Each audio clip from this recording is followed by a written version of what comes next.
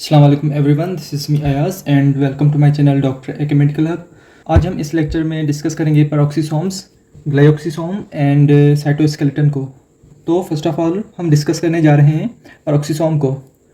तो ये पेरोक्सीसोम्स जो हैं ये सिंगल मेम्ब्रेनियस माइक्रो बॉडीज़ होती हैं। These are single membranous micro bodies.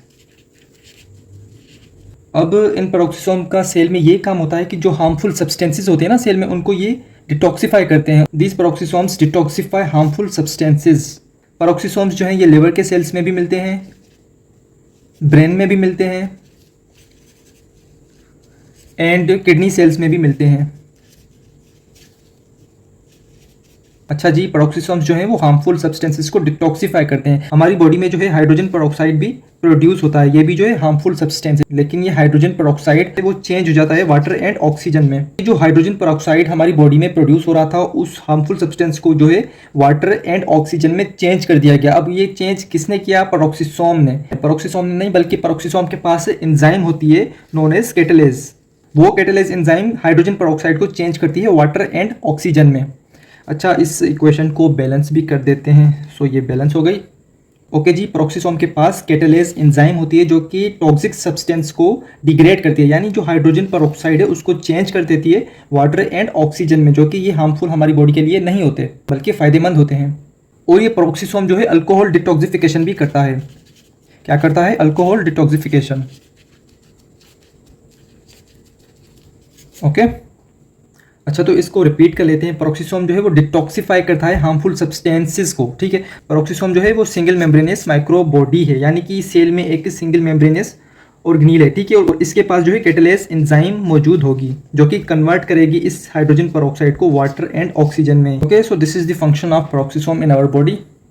Now glyoxysome, so इसको जो है कंसीडर किया जाता है एज ए स्पेशलाइज्ड पेरोक्सीसोम, और ये जो है सिर्फ और सिर्फ प्लांट्स में मिलता है। It is only found in plants. Okay, और ये भी जो है सिंगल मेम्ब्रेनियस ऑर्गेनील है।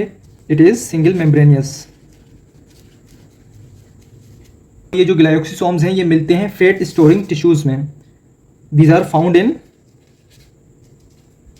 Fat storing tissues. ओके, अब देखें इन ग्लाइऑक्सीसोम्स के पास भी जो है एंजाइम्स होती हैं। अब उन एंजाइम्स का ये काम है कि वो जो है एंजाइम्स फैटी एसिड्स को कन्वर्ट करती हैं शुगर्स में। ठीक है, ये आपने याद रखना है कि ग्लाइऑक्सीसोम्स के पास जो एंजाइम्स हैं वो कन्वर्ट करती हैं फैटी एसिड्स को शुगर्स में, या यूं कह लें आप कि जो लिपिड्स हैं उनको कन्वर्ट करती हैं कार्बोहाइड्रेट्स में। ओके, तो ये आपने याद रखना है, ग्लाइऑक्सीसोम्स के पास जो एंजाइम्स हैं उनका ये फंक्शन है। Now cytoskeleton. अच्छा, ये जो है एक नेटवर्क होता है प्रोटीनेशियस माइक्रोफिलामेंट्स एंड माइक्रोट्यूब्यूल्स का इन साइटोप्लाज्म, और ये जो नेटवर्क होता है ये 3 डायमेंशनल अरेंज्ड होता है साइटोप्लाज्म में। ठीक है, साइटोस्केलेटन के जो हैं 3 एलिमेंट्स हैं, microfilaments, intermediate filaments and microtubules. Okay, तो ये 3 एलिमेंट्स हैं साइटोस्केलेटन के, microfilaments, intermediate filaments and microtubules. Microfilaments जो हैं ये सॉलिड रोड टाइप होती हैं जो कि बनी हुई होती हैं ग्लोब्यूलर प्रोटीन्स की, नोन एज एक्टिन। अच्छा, माइक्रोफिलामेंट्स में जो है लॉन्ग चेन होती है मॉलिक्यूल्स की जो कि इंटरट्वाइंड होते हैं इन हेलिक्स फॉर्म। ठीक है, यानी फॉर एग्जांपल ये 2 मॉलिक्यूल्स की चेन है और ये जो है इंटरट्वाइन होंगी, आपस में मिली हुई होंगी इन हेलिक्स फॉर्म, एक दूसरे की यानी ऐसे ऊपर हेलिक्स फॉर्म में अरेंज्ड होंगी। ठीक है, फिर जो एक कंप्लीट माइक्रोफिलामेंट प्रोड्यूस होता है। ठीक है, okay, long chains of molecules intertwined in helix form to form individual microfilament. तो मॉलिक्यूल्स की लॉन्ग चेन होगी, ये ऐसे एक दूसरे के ऊपर इंटरट्वाइंड होंगी इन हेलिक्स फॉर्म, फिर जो है एक कंप्लीट माइक्रोफिलामेंट बनाएंगी। अब माइक्रोफिलामेंट्स के जो हैं फंक्शंस भी देख लेते हैं। माइक्रोफिलामेंट्स जो हैं ये मसल कॉन्ट्रैक्शन में फंक्शन परफॉर्म करते हैं। उसके बाद जो है ये सेल डिवीजन में भी अपना फंक्शन परफॉर्म करते हैं इन सेल डिवीजन।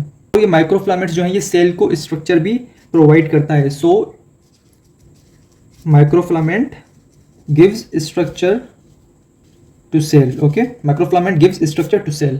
और ये जो माइक्रोफिलामेंट है ये साइटोप्लाज्म की मूवमेंट में भी हेल्प करता है। It also helps in movement of cytoplasm. So these are the functions of microfilament. Microfilament जो कि सॉलिड रोड लाइक होती है और वो बनी हुई होती है globular proteins known as actin. इसमें माइक्रोफिलामेंट में जो है लॉन्ग चेन्स होती हैं मॉलिक्यूल्स की, जो कि एक दूसरे के ऊपर इंटरट्वाइंड होती है इन हेलिक्स फॉर्म। जैसे कि डीएनए में चेन्स एक दूसरे के ऊपर इंटरट्वाइंड होती है ना, वैसे ही जो है लॉन्ग चेन्स मॉलिक्यूल्स की इसमें भी इंटरट्वाइंड होती हैं एक दूसरे पर, और जो है फिर कंप्लीट एक माइक्रोफिलामेंट प्रोड्यूस करती हैं। माइक्रोफिलामेंट जो है मसल कॉन्ट्रैक्शन में भी अपना फंक्शन परफॉर्म करते हैं, सेल डिवीजन में भी। माइक्रोफिलामेंट जो कि सेल को स्ट्रक्चर भी देते हैं, and they also help in the movement of cytoplasm. Intermediate filament, अब इसका इंटरमीडिएट नाम इसलिए रखा गया है क्योंकि ये इंटरमीडिएट आती है in between microtubules and microfilaments. और ये जो इंटरमीडिएट फिलामेंट्स होते हैं ये रोप लाइक फाइब्रस प्रोटीन्स होते हैं। These are rope like fibrous proteins. Okay, intermediate filaments जो हैं वो रोप लाइक फाइब्रस प्रोटीन्स होते हैं। इंटरमीडिएट फिलामेंट्स जो हैं ये टिश्यू को स्ट्रेंथ देते हैं, that's why they don't assemble and disassemble. Okay, अच्छा, इंटरमीडिएट फिलामेंट्स जो हैं ये सेल के शेप को भी मेंटेन करते हैं, and they also anchor organelles. अच्छा, अब देखें समंदर में जो है बड़े बड़े जहाज होते हैं, उनको जो है अगर बीच समंदर में कहीं रुकना पड़े तो वो जो है अपना एंकर पानी में डालते हैं। ठीक है, समंदर के अंदर वो अपना एंकर डालते हैं। तो वैसे ही जो है ये इंटरमीडिएट फिलामेंट्स ऑर्गेनील्स को एंकर करता है, उनको जो है अपनी जगह पर पकड़ के रखता है। ठीक है, तो इसका ये मतलब हुआ। और इंटरमीडिएट फिलामेंट्स जो हैं वो नर्व सेल्स में जो एक्सॉन्स होते हैं उनको भी सपोर्ट करते हैं। Okay, so these are the functions of intermediate filament, जो कि रोप लाइक फाइब्रस प्रोटीन है और इंटरमीडिएट होता है in between microtubules and microfilaments. So now we are moving to microtubules.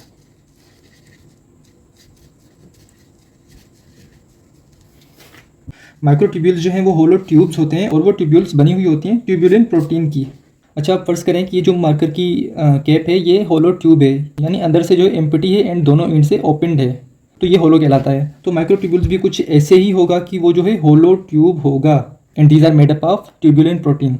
अच्छा, जो एक माइक्रोट्यूब्यूल होता है वो कंसिस्ट होता है, वो बना हुआ होता है ट्यूब्यूलिन सब यूनिट्स का।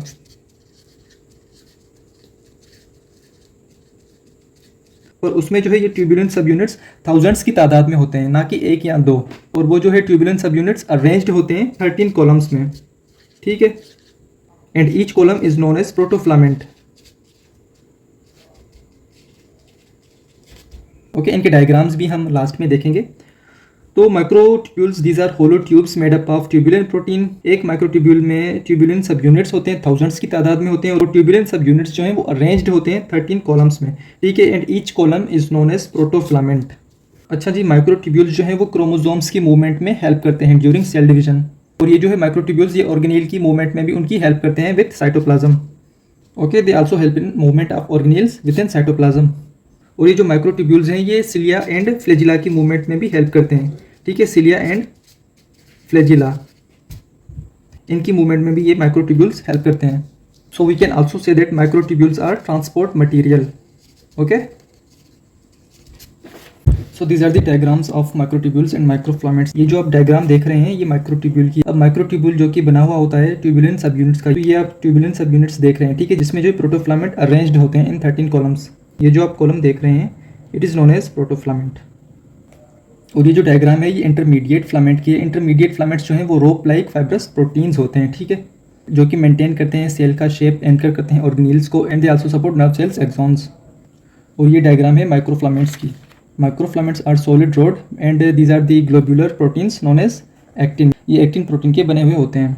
अच्छा, इनमें जो है मॉलिक्यूल्स की लॉन्ग चेन होती है जो कि इंटरट्वाइंड होती है इन हेलिक्स फॉर्म। अब ये मॉलिक्यूल्स जो हैं वो अरेंज्ड हैं इन हेलिक्स फॉर्म, यानी एक दूसरे के ऊपर ऐसे इंटरट्वाइंड हैं, तो फिर जो है एक इंडिविजुअल माइक्रोफिलामेंट बनाते हैं। माइक्रोफिलामेंट मसल कॉन्ट्रैक्शन में हेल्प करते हैं, सेल डिवीजन में, एंड साइटोप्लाज्म की मूवमेंट में। Okay, so let's recall the functions of cytoskeleton. Cytoskeleton maintains the shape of cell. Cytoskeleton जो है वो सेल का स्ट्रक्चरल फ्रेमवर्क भी बनाता है, and it also anchors organelles. Cytoskeleton helps in cell wall deposition. अच्छा, सेल्यूलोज एंड हेमीसेल्यूलोज, इनकी cell wall में डिपोजिशन में हेल्प भी ये साइटोस्केलेटन करता है।